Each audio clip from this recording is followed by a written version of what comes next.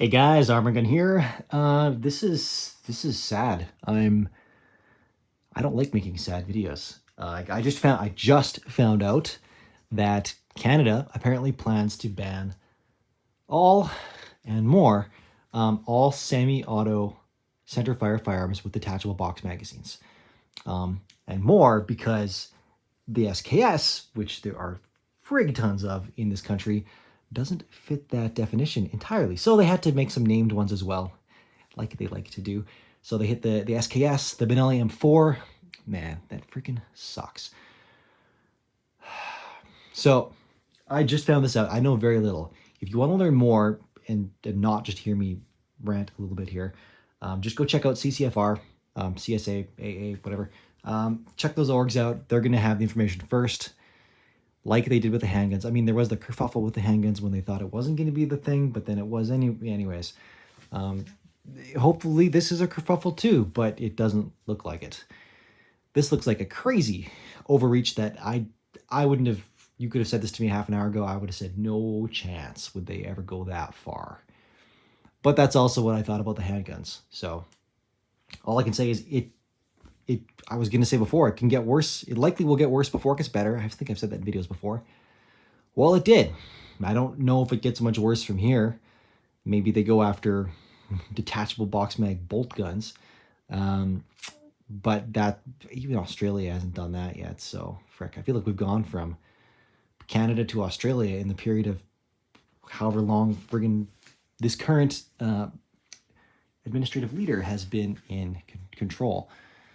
Again, ironically, before he got into power, said he wasn't going to take our guns. But then, well, once he got started, 2020, he just freaking let her rip.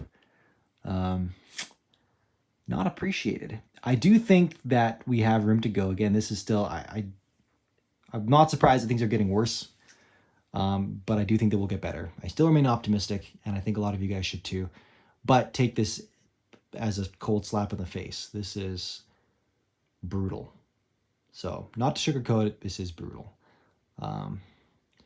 This is a lot more than I thought they would do, and a lot faster than I thought they'd do it. They haven't done it yet, but anyways. A couple things I wanted to touch on here really quickly is, like I said in the handgun video, when I talked about the handgun ban, take your neighbors out, take your friends out, while you still can, show them a good time at the range. If they don't have first experiences or good experiences with firearms, change that.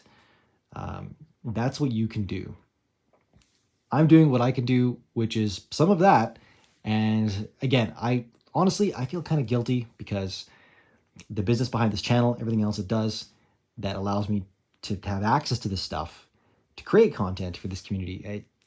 I feel super blessed and fortunate to do that, and I really don't take that lightly. So my mission here has been, for a long time, has been to create interesting content, to educate and entertain people, to bring more people into this community. This community has been amazing. I've learned so much. I've met so many great people. It's made me a better person, a more responsible person.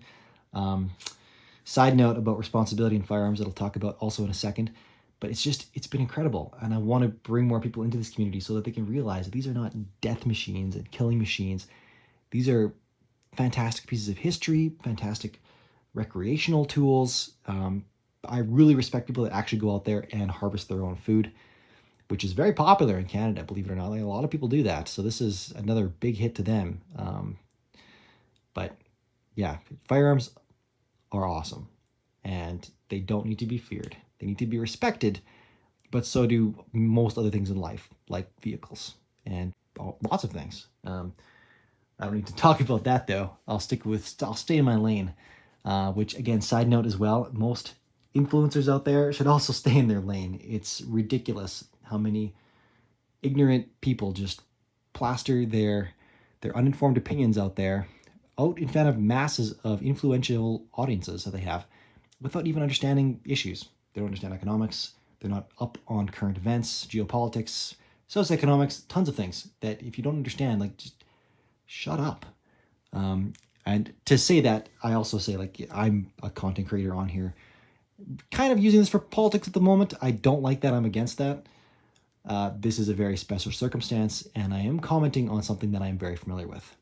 This Ban will not do anything for crime. It doesn't address that at all. It only addresses those who are licensed owners in Canada who are vetted and statistically are the least likely to commit any crime by a long shot.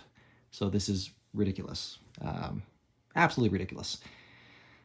And again, jumping back to my point before, owning a firearm, I remember when I owned a firearm, when I got my first firearms license, which was in my 20s, it struck me harder than when I got my driver's license.